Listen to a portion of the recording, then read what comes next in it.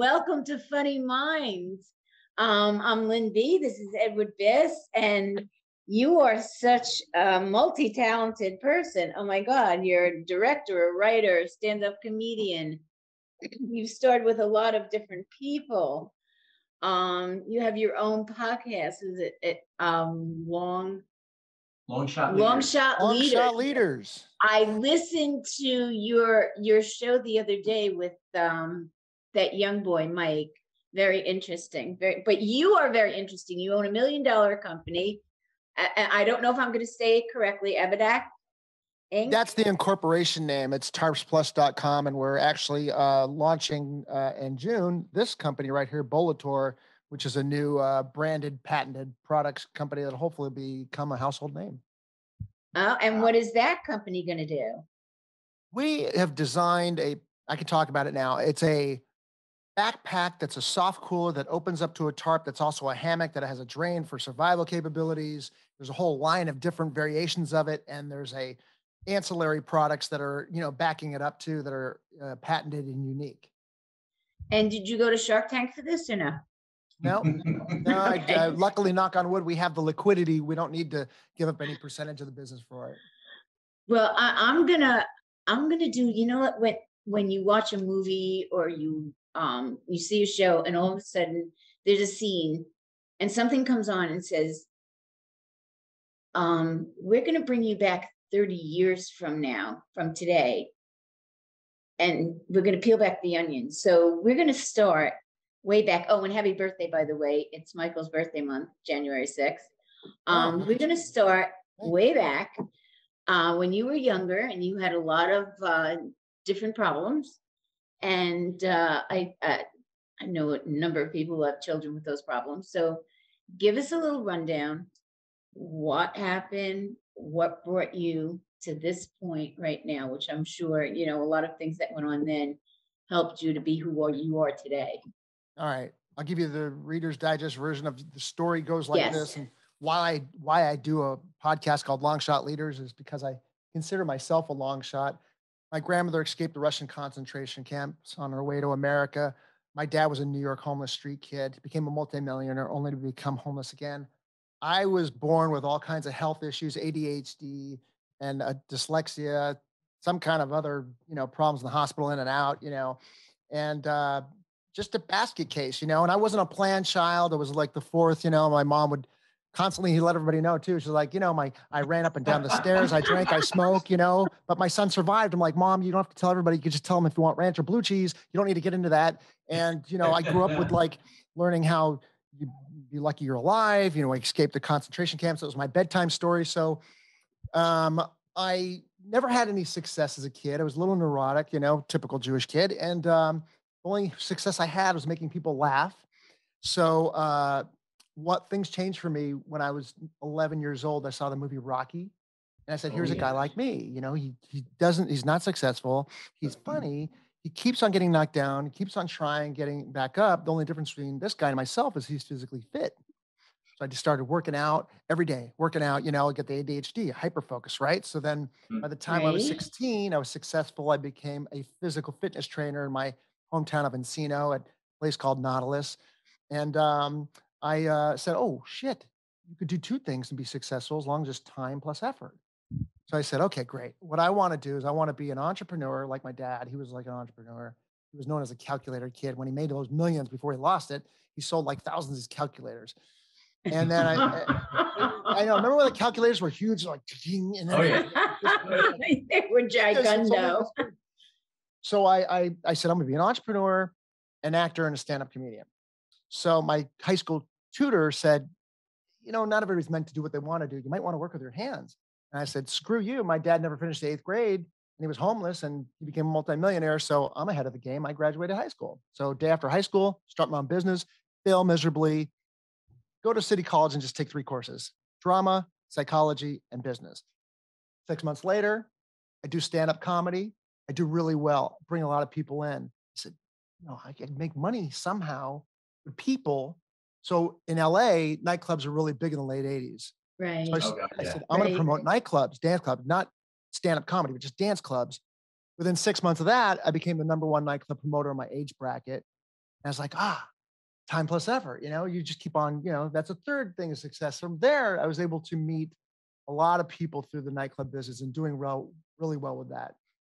I got my first acting role playing Dirk Diggler in the Dirk Diggler story, which was the short film version of Boogie Nights, which I appear in that as well. One Made of a my lot of favorites. connections. And it's a longer story, but I will tell you that I've had a lot of ups and downs. And eventually I started this company that we were talking about in the beginning, which has made over $100 million. I started it when I was broken in debt, and filed BK a year before that because I was a filmmaker that almost got a movie deal from an award-winning film I did that got bought by HBO. But I was like, I need to make my own money to make my own movies. And I did, by starting this business that we're talking about today.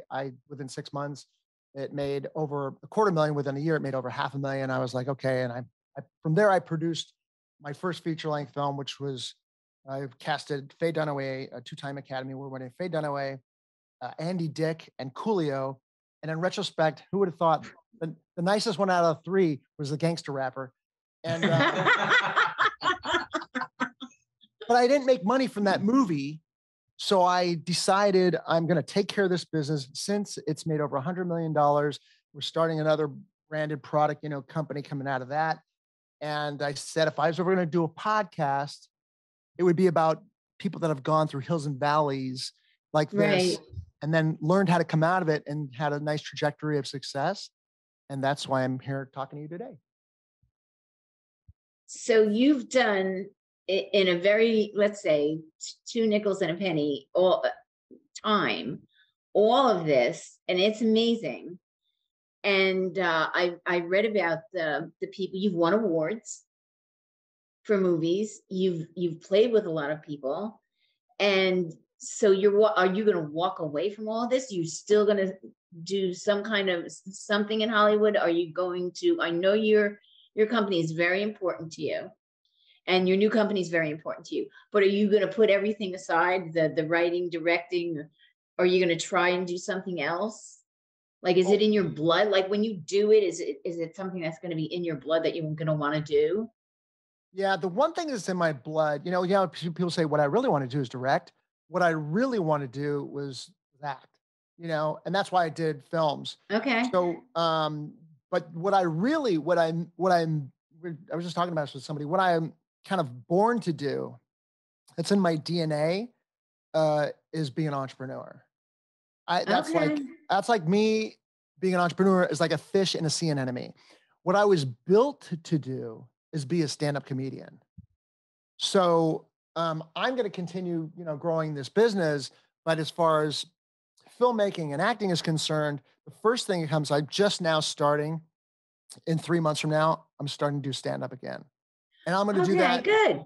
I'll be like Dick Shawn, who died on stage in the 60s. And that'll probably be me. I'll be like, that's it. Hopefully at the end of the set. So that's what I'm doing with that. And then whenever you start something in the beginning, like a business, like this business, Bolator, is going to be a huge undertaking. We're trying to create the next Yeti in our own lane. So once that gets rolling, after a year or two, because it is hard to launch a legitimate branded business. Right. Because Tarsh Plus is a Me Too business that does really well. But Bolator is going to be a big undertaking. So once that happens, stand-up comedy is a different thing. I can go do a set here, do a set there. If I go to a trade show, I can do a set, while I'm there, go visit back LA, because I now live in Georgetown, Texas. I could do a set there. You could be like Kane from Kung Fu and just like enter into a town and do a set. No problem. It's a right? beautiful thing. It really is. To have that You ability guys to understand do the that, Kane right? Kung Fu reference. You'd say that to like a 20-year-old on a podcast, and he's like, what? But now filmmaking is like going to war. Preparation. I worked in film production for many years, so it's like so you need to do a lot and prepare. Now I have 8 screenplays that I've written, and 6 that haven't gotten made. One in particular that I would shoot, but that Love Hollywood Style, I spent a lot of coin on that. So just realize, if I was going to make that film, it's going to be at least $1 million. To where my wife is going to be like, really? You gonna spend another? Yeah, in today's market, no. You really think you're going to do that? No, I don't think so. She's thinking of all the I Louis have to buy Vuitton eggs for the purses. kids and they're $13, so no. I don't know if you guys know about Texas, but she's like, you know how many stuff I get a Kendra Scott for that, and I don't know if you know God, Kendra yeah. Scott, but so that's my plan is, there's priorities. You want to do it all. I have a great script that I wrote about a dysfunctional family up in wine country. I said, that's the go-to film, but, first things first, and nothing's changed, since I was a young kid. I want to be an entrepreneur, an actor and stand-up comedian, but entrepreneur first, you got to take care of that. Stand-up comedy, is just something that I'll always do. And then, if you make enough money, everybody out there that has a business, you take care of business first, then you can play. Depends on what you want. I'm not going to burn the boats. I'm going to burn the boats and then save a little raft. With with the business, Mike, do you have a team that you stick with for these projects primarily, or as a new venture comes your way and you dive into it, you create a new team that specializes in just that? Started the company in Los Angeles out of my rented shack in Sherman Oaks, California, $800 a month rent, and then worked out of there for 3 years until they kicked me out. Got a small warehouse in North Hollywood. Then I got another bigger warehouse in Reseda. And then I got a big warehouse up in Palmdale, California, which is still in that building, but then transitioned to Texas because of the tax, less tax liability, Right. better atmosphere. So now we have a 10-acre facility, 20,000 plus square foot warehouse. So we're poised to grow out of there, have a great team. You go through HR, you go through, team going in and out, but I have some long-term people that have been with me since I started. You have a lot here. of good quality people. You have to, and you got to. Yeah, I mean, quality today, some of these the people coming out of college, I don't think they know what quality really is. So you have to have really good quality people, because I was in manufacturing. So yeah, quality is very important. Yeah. I mean, the film industry in itself is a big hurdle out there. I mean, the amount of money that's out there, the amount of money it takes to get things done, how much influence does the company have versus the producer versus this? I mean, it seems like it's always a power struggle. Right. And whoever has the biggest part of the investment gets to say. I mean, how much is that, how did you really deal with out there? I was born and raised in LA. All day, every day, right? It is the most unconventional business, It's like, and that's one of the reasons why I left LA, is because the industry. It was like I love filmmaking, but the industry was like I just had to step away from a business that can consider like sodomy as a business tactic. I was like, this is just used to be a lot funnier of a joke when Harvey Weinstein was like, he's like, but it says online too, I could screw you in the ass. If it's in the contract, it's legal. Yep. It's not.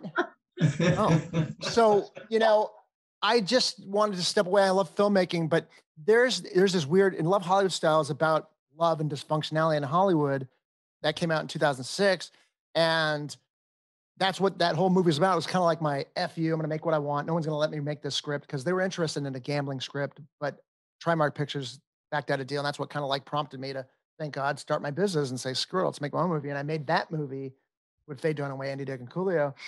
And there's a scene in it where you're sitting in purgatory, where the main character at the end, out of one of the vignettes, the stories, they're trying to incorporate, enlist him, because one of the CEOs of one of the studios was possessed by the devil. So there's nobody has to go down to hell, and they're trying to recruit him because he's making headway. So they're sitting there, and it's like they introduce him to. They have their own production company down there, and they're introducing him. They say, and this is our Department of Purgatory. And there's a guy wearing like a down jacket and a hat, like baseball hat, and he's obviously a filmmaker. And then there's a guy wearing a suit who's the executive, and all they're doing is going back and forth saying, if you get the talent, we'll get the money. It's like, okay, you get the talent, you get the money, we're going to get the talent, the money, back and forth, back and forth. And that's purgatory. And that's what Hollywood is. It's like, none of you want to make the first move or take a chance. Everybody's going to take, so it's that back and forth, unless you got, even if you have tons of money, you need so much money to throw at a production these days. It's amazing. Like certain actors, like, that are amazing, that used to be A-list, and you greenlight the film in the 90s. You can't get that made now, because you have to, there's so many things to even outside of money to get a movie made. And look at Jamie Foxx. He's been trying to make the Mike Tyson picture for so long.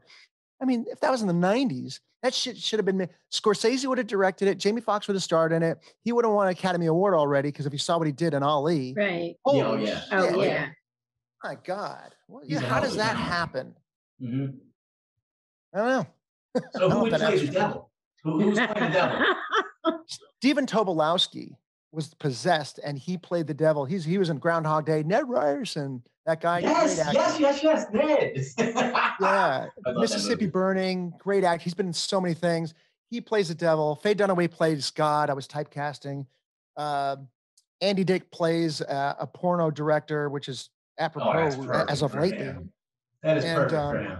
yeah, so crazy cat. And Coolio plays himself. As he should. Yeah, As he should. You don't want to That's mess funny. with perfection. That's awesome. That's funny. That is awesome. So I'm going to get back to your business. Evan. Where did the name come from?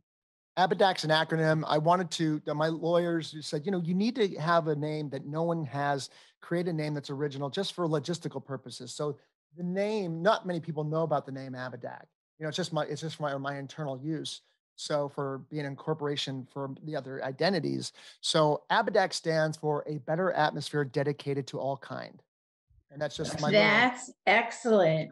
Because I was looking up the name and I'm like, well, it's got Indian descent. Well, he's not from India. Well, maybe his mother's from India and we don't know about it. Mike, and she doesn't take out. This is all natural. And then it's like, it's the spiritual coming together of two people. Well, maybe because, when he was young and, and it was mind over matter and, I'm going to go and I'm going to push and I'm going to do. And I'm looking up all of this stuff and I'm like, I can't find anything that sounds reasonable. I'm just going to ask the man. Yeah, you're really good because she studied that because it's a Rocky Alps area in the Iraq or Iran or something that a lot of people don't know about. But I wanted to have a name that meant something important to me internally. And, a better atmosphere dedicated to all kind, because I'm very much for I have that kumbaya on me, I guess, like people, it's such a low consciousness way of life for people that, separatist or bigoted or racist or, so that's what that's about. Mike, in regards to stand-up, where do you draw? I mean, it's all mostly observation. I would have to think like me and everybody else, influences have to be, George Carlin, Richard, and as far as influence, as far as like where, it comes from, like what I write, it's like some people are political. To me, it was just survival. When I was 6 years old, it was like, in schoolyard, you just had to survive. So I talk about myself and, open up the wound and there you go. Mm-hmm. So, really when, there's been several influences, but like, when Robin Williams first came on Happy Days as Mork and Mindy, I was like, what the heck is this? This is like, Jackie Gleason and Smokey and the Bandit, I wanted to be him, and then what really clicked for me as far as stand-up comedy, seeing for the first time, which I had a very unconventional childhood. And so when I was like 12 or 13, one of the first concerts I ever saw on TV was Richard Pryor in the Long Beach concert. Oh, I remember that. I love him. Oh, yeah. And I was like, this is the greatest thing I've ever seen in my life. And this is what I want to do. Yeah. I seen, when I was a kid and I watched George Carlin, he came out with his extended list of dirty words. I sat there and wrote them all down. I don't know how old, but I must have been like 7, 8 years old. I don't know. Yeah, Carlin, is somebody that, you might not like it as you're young, but as you get older, you're like, oh my God, he's freaking Yoda. He's like that guy, it's like, what a mind on him. Oh, really? Oh, really? Like just his use of words and how creative and how he got his point across. It was just beyond brilliant. I just thought comedy was, growing up, the most important thing to laugh, to be happy. I mean, just to use it every day of your life. You can find so many things in life to laugh at and be happy and do instead of being miserable and grumpy and, and comedy for me is just where it's at. I just love a good comedian. I'll sit up front, pick on me. I love it. I want to come back at you, I just want to do it, It's very easy. And, yeah, I know. Purple hair. You could do an hour on it. You know, it's funny you're talking about comedians, like, you know, you grow into some like with Carlin, you know, it's where some are more easy, you know. One of my favorite comedians now was not my favorite comedian back then because it was like my mom. My mom looked like, see this lady back here, this blonde, that's my mom. She looks like Marilyn Monroe, but she had the personality of that guy over there, Don Rickles. And Oh, Oh, I that's was, great. yeah, but I never appreciated him when I was younger, you know. And then I was friends with Larry Rickles, like acquaintances. And we were hanging out one night. We were with two other people, and I go over to his house and I see like, you know, Rickles and his wife Barbara. I guess we're out of town, and I'm in my early 20s, and I know I want to be a comedian, so I'm like, oh, cool, Don Rickles' house. You know, now I'm like a huge fan because I watch everything he does. I'm like, oh my god, you know. But oh you my didn't. God, yeah. It wasn't as a young guy, you know. I wasn't looking at Rickles that way, and Right. I was like, holy shit. I was like sitting in his house, like looking at like, you know, I would have looked at things differently. It was like, how, you know, he basically looked like my parents' house. You know, he's an old Jew, you know, just has like the same shit. But it was really, And you know, was the plastic on all the furniture? Were you no, involved with the he was a Comedy richer Store? Jew, but if they had the same, like, you know, like the tchotchkes in the kitchen that like, you know, like, I don't know, Oh you know, yeah. they were that era, you know, and I'm like, the pictures of like anybody else, you know, like, you know, Plastic on the couch. he was best friends with Bob Newhart, and I met Bob Newhart, and he's like we're having a conversation right now, same thing. Mm. Oh yeah. Well, you know, it's interesting. Like the older comedians, they didn't have to curse or go that in that direction, and they were absolutely hysterical. Rodney Dangerfield was like somebody that I just like. Look, no matter what he did, I loved him. You know, but yet as time went on and the comedy started to change, it still was very funny. No matter what they said, it was still very funny. You know, so I find that the contrast very interesting. Well, they always have the debate between clean comedy and whatnot. You know, the bottom line for me for comedy is, you know, it depends on how you use it and what you're talking about. Yeah. If that's your whole shtick is to, you know, be as vile as you want, then you're probably not going to be that funny. You know, I think it's how you use it and when. Yeah, you know, I mean, it depends on who you are, right? I think like to Really. me, it's like karate. It's like, you know, learn the basics first without swearing, you know, make it to hard gear. And then once you get to like, you know, a brown belt or whatever you want to do, then you could, you know, Mhm. just let it all Yeah, hang say what out, you you know, want. because that's who you are. I heard the greatest thing once from another comedian. His name was Ted Alexandra from New York. And I first seen him on, you know, HBO Comedy Hour, whatnot. And then I worked with him at a club called Side Splitters down here. And I was just chewing, you know, talking to him at the bar, and I asked him point blank, you know, what does it take? What do you got to do to get, you know, to do this? And he said, just be yourself. The stupidest, simplest thing, just be yourself. And it's like a punch in the face. It's like make You're it just like, make it simple, stupid. You know, you Yeah, go to college, they tell you make it simple, stupid. and You it know? made sense. I was like, Yeah. you And should. comedy, like mostly, like more so than anything, is like working out with weights. It's like Mhm. you need to go up, you know, as soon as possible. I probably should go up like tomorrow, you know, but like I'm gonna wait maybe the 3 months to get some sets together, you know. But even Okay. that's like because you need to go up and get your feel and the timing, and then you know that's a lot of. And I was no different. And this is why I've had this like off and on relationship with stand up. And after a while, you're like, you get a certain age, you're like, yeah, fuck it, I don't care. Let's just do it. Yeah. You know, I don't care. I'm too old. I'm not ready. This or that. You know, everybody's got an excuse. And the thing is that most comedians were like, I'm afraid to use the same material over and over and over again. But that's what some of the greatest comedians really do.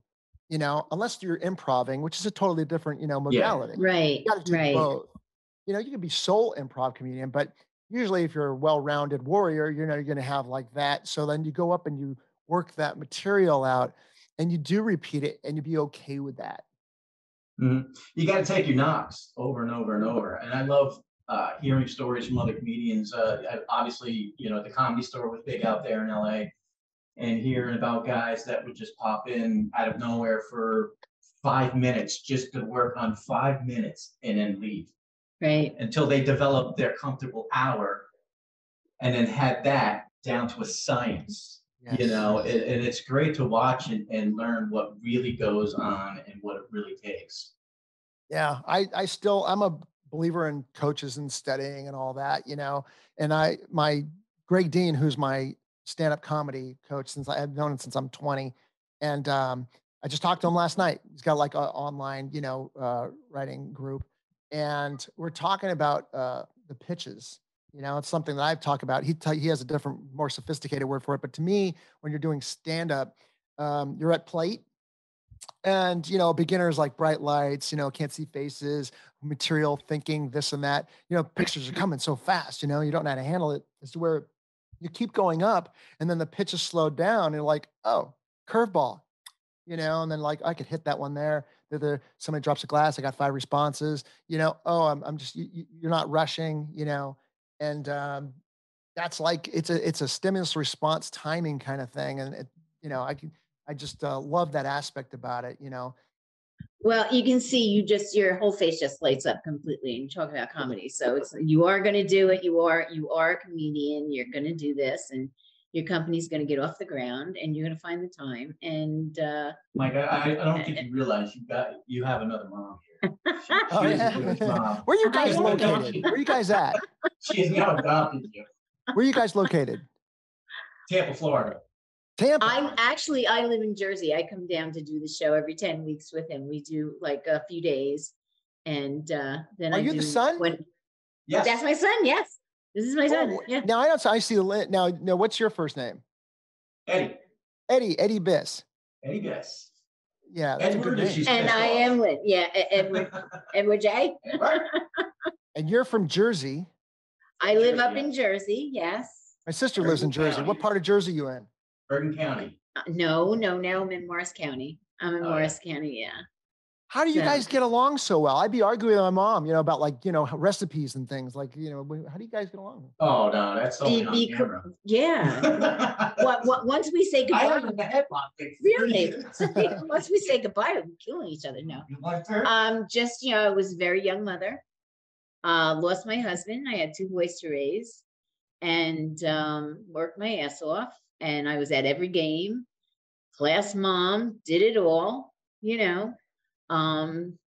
he was we're friends. He's my son, but he's my friend, and we were both comedic type of people. And we feed off of each other a lot of times. And people will say, that's your mother? I'm like, yeah. Do you guys do stand-up? No. We do we do sit down. Yeah, are you going to do it again? I consider myself a stand-up comic, but I had a break in music. I'm a musician, and I did an album. I had some downtime. I got bored, and I said, I'm doing some stand-up. So I signed up for an amateur contest, did it. Some girl loved me, took me out with her as her opener. Did some emceeing and did it for a little while. Then I got back into the music. Then I was touring with a tribute show called Best of British, where we did a tribute to Queen, Def Leppard, and AC/DC. We traveled around the world.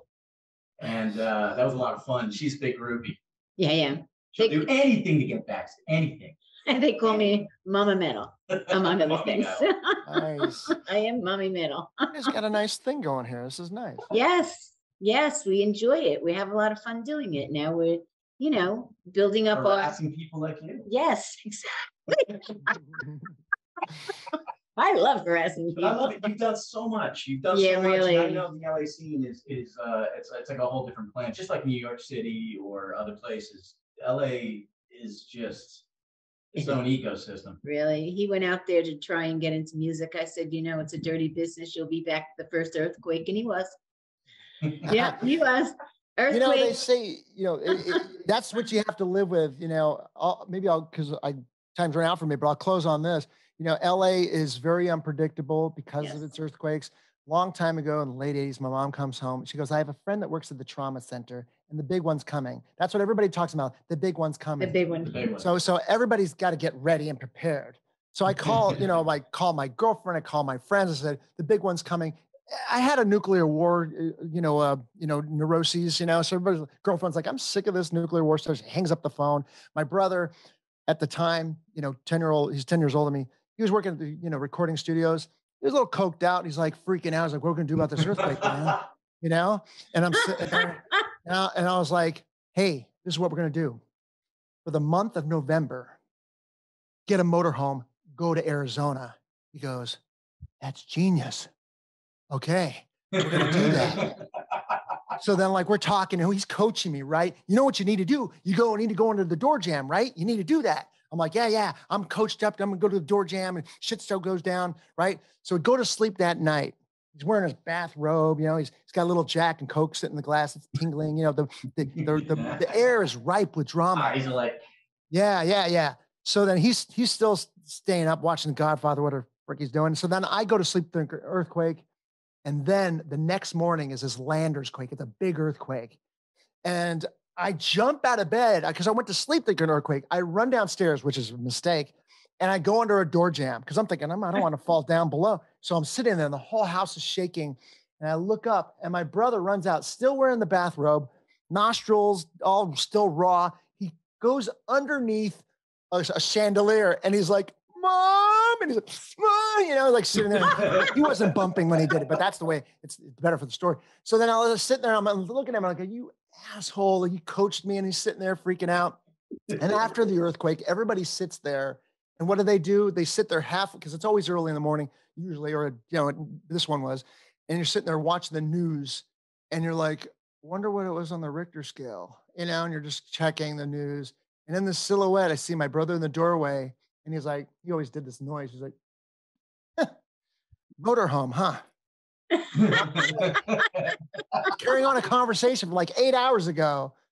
But that's LA in a nutshell. It's very unpredictable. It's like a cat. You don't know the city, but I love it. It's my hometown. I love Georgetown, Texas, where I live now as well. But that's it. It's a pleasure meeting you guys. And I just thought I'd kind of give you that. Yes. Story. And I thank God we were able to connect this time. I loved having you on the show, Mike. You're an absolute hysterical person, and good luck with your new company and with going out there and doing your stand-up. Yeah, And yes, really. And I'm so happy that we got to meet because it was a really good show. I enjoyed you very, very much. And I do listen to some. I don't have a lot of time during the week, but I do listen to some of your podcasts too. So any resemblance to Dirk Diggler? What's that? Any resemblance to Dirk Diggler? Well, Dirk Diggler's not a fictitious person, but that doesn't stop people from I was in the short film playing a fictitious person. Right. And that doesn't stop like friends will be like, Mike's the original Dirk Diggler. Where people look at me and be like, oh, really? I'm like, right? look at my wife they're looking at my crotch and looking at my face, and my wife will be off the side being like, not even close. All right. Mike, let's end on this one. What's your favorite line from the movie Airplane? Airplane? Yeah. Oh, Airplane. Oh God. So many. But one of the favorite lines, because I'm Jewish, is like, here's this famous, we have some light reading a pamphlet on famous Jewish athletes. That's one of my favorite lines. I was like, I first saw that and I was like, finally, somebody recognizes that. Sandy Koufax, and that was it. Maybe a couple of Mark Spitz. You could really say it's all we need is a pamphlet. I can't dunk a basketball, but I can tell you how to launch and scale your business. I don't know what to tell you. There you go. That's more important. Well, maybe. I don't know. All right, Michael, again, thank you so much. And to all of our guests out there, thank you for watching Funny Minds. We really appreciate it. Go on to funnyminds.com. And two of our organizations that we really are very involved with is St. Jude's Children's Hospital and breast cancer. So if you go on the website, you'll see a little donate button. Please help us out. Donate to those two organizations. We have a store with crazy things that Funny Minds. And yeah. And if you have anything to say to us, there's forms there. You like us, you don't like us, there's someone you'd like to see, someone you know that would like to be on the show, send us an email, Lynn or Eddie at funnyminds.com. And you can advertise your business too, Michael. Well, my business is chargeplus.com and Bolator, which is launching in June, but you can find out more about me at longshotleaders.com. Which is see my important. podcast and my bio. Yes. With that, I'm going to say goodbye. Goodbye, everybody. Love you. Thank you for being on the show. Thank you for listening to us. Everybody have a great day, great life, and don't forget to smile.